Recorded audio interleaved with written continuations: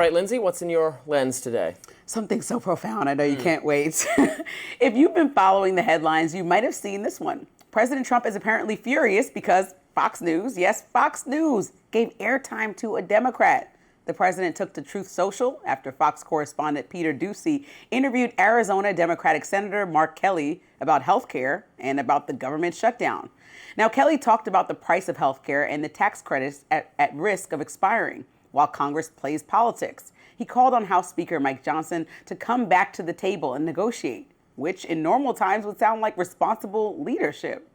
But instead of focusing on solving the shutdown, the president focused on Fox. Trump wrote on Truth Social, quote, "Why is Fox News and Peter Doocy putting on Democrat Senator Mark Kelly to talk about totally unabated or challenged health care? The fake spin is so bad for Republicans that it's hard to believe we win."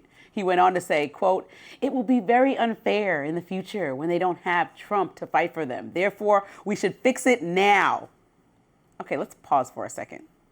You're the president of the United States. The government is literally shut down. Families waiting on paychecks. And your biggest concern is that one cable network dared to interview someone who disagrees with you?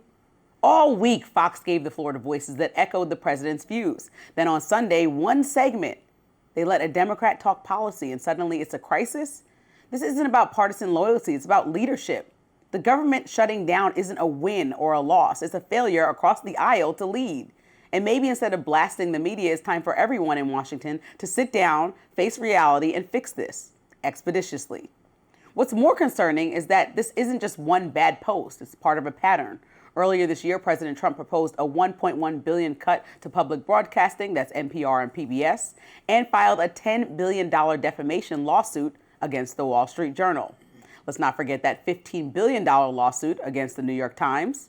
Now, he's also restricted press access to the White House and Pentagon. Remember back in February, he even banned the Associated Press from the White House press pool for refusing to use the name the Gulf of Mexico. And it doesn't stop there. He recently settled for $16 million with Paramount and CBS News over a 60 Minutes piece on Kamala Harris, and $15 million with ABC News over a misquote by George Stephanopoulos. Then aboard Air Force One, he said this about the media a few days ago. They're 97% against. They give me only bad publicity or press. I mean, they're getting a license. I would think maybe their license should be taken away. And he seems serious. In case you missed it, late last night, the president took to Truth Social to mock activist and MSNBC host Al Sharpton and request NBC's FCC license be revoked, saying, quote, "The Federal Communications Commission should look into the license of NBC, which almost exclusively positively portrays Democrat content. Likewise, ABC fake news about the same thing, 97% negative to Republicans." That is not democracy. That's intimidation. The press isn't supposed to get on board like he's asking Fox News to do, or lose a license because it's critical of an unprecedented president. It's supposed to hold power accountable, ask hard questions, and represent the people, not the president. At the end of the day, freedom of the press isn't a partisan issue. It's an American one, because when leaders try to silence criticism instead of confronting problems, they don't just weaken the media, they weaken the country. Now, if you can't handle a tough question and a critical response, maybe it's not the reporter who needs to change. Maybe it's the leadership. Well, I obviously disagree with President Trump about the value of Fox News interviewing Democrats. I think that's a good thing, and coverage doesn't need to be, we can't have state-run media where just all the coverage on TV is just relentlessly pro the government. At the same time, what we have is a mainstream corporate press that is, as Trump points out, extremely, excessively, insanely hostile to him. He pulled this 97% number from no study. He just said 97%. No, there's no 97% study. He's just like 97, I think. People are like, what's the source? He's like 97. It's from the Media Research Center. Okay, well, I'd like to see that. I'd like to see that. It's absolutely true. 97%. Now, in my view, I don't think they should lose their licenses because they're critical of the president. I put that in a very different category from, for instance, NPR and PBS, which are publicly funded and thus should maintain at least some of veneer of neutrality, or they should just lose the funding anyway, which is what happened, which is what's great. We are not obligated as taxpayers to pay for programming we don't agree with. That's different than the editorial independence of ABC, CBS, et cetera, which should be sacrosanct, and they should not have their licenses threatened. I also just don't think this is litigating the last battle. In increasingly smaller and smaller audiences for these outlets, people have moved to social media, to independent media channels, to the wide world of the internet, which is much actually less strictly regulated than television is, which is a good thing and allows for more diversity of perspectives, more diversity of thought, more different ways of thinking, reaching audiences. We're a small part of that ecosystem, despite being attached to a large mainstream television company. And I think that's the model moving forward, and it won't matter who gets licensed and who gets publicly funded, because everybody's going to be getting their news from YouTube and from Twitter and from Substack and from TikTok and so on, and that's great.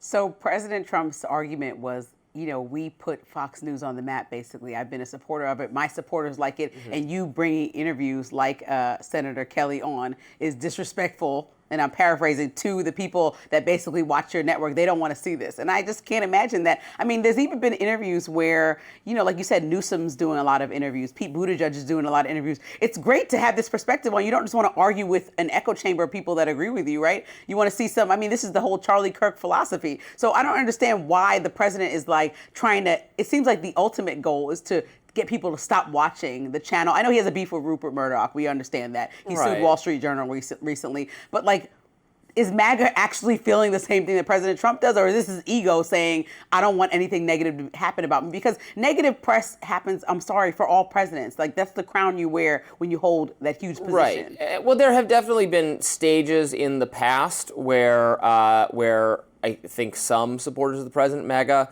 felt that certain people on Fox were too unfavorable to him in the past. I think that's, obviously he had, back in the day, the infamous dispute with Megyn Kelly herself, right. who now I think is a very full-throated supporter of Donald Trump in her personality as an independent media figure. But, they've had some friction periodically, and I think Trump and some of MAGA say they think, well, this is the one that reflects our views, so it shouldn't be incredibly. If we wanted criticism of Trump, we could watch many other things. Now, I think it's a great news channel that does a good job of bringing on Democrats and asking them tough questions and asking Republicans tough questions. Some of it is news and some of it's opinion. Fox more clearly delineates between news and opinion than actually CNN or MSNBC do. So, if you're watching Brett Baer's hour, the special report, that's a news hour that's hosted by a news anchor that interviews people with opinions and political figures. And if you're watching Sean Hannity or Laura Ingraham or Jesse Waters, you're watching opinion programming. It's their opinion. And there's a pretty clear difference that doesn't, to the same extent, exist on the other networks. Yeah, I think that's a good thing. I'm crediting them for doing that. Right, and I think that the understanding should be once you hit 6 o'clock in prime time, that's when you add in more opinions. And dayside program is really supposed to be more interviews and less perspective. I guess, but here we are during the day. Well, no, but we're like you said, we're the new media. We are the new media version. We can do whatever we want. Yeah, we're in a whole different bucket. My philosophy is I can do whatever I want. Well, I just don't think the president should try to sue people into non-existence and threaten suing them. And that's what he's trying to do, constantly when something doesn't go well. Even I'll bring back up the Kamala Harris thing with 60 Minutes. We took out a breath. We took out a pause. George Stephanopoulos libeled him. I'm talking about Kamala and the pause. He sues that. I'm talking about the New York Times. He put a lawsuit that judges and people can't even understand what you're suing for, so he has to go back to the drawing board. This is nonsense. Well, Trump, like every other Americans, everyone can sue anyone for any reason. And everyone can put it in their presidential library and act unpresidential. You're right. That's fine. I guess we're allowing anything for any president. Next up, a flotilla, which I had to check the pronunciation of because I realized I'd never said that word aloud, and I wasn't quite sure how to say it, but a flotilla of more than 40 ships has been detained by Israeli defense forces off the Gaza coast. And now some of those who were captured are alleging mistreatment at the hands of the Israeli government. Stay with us.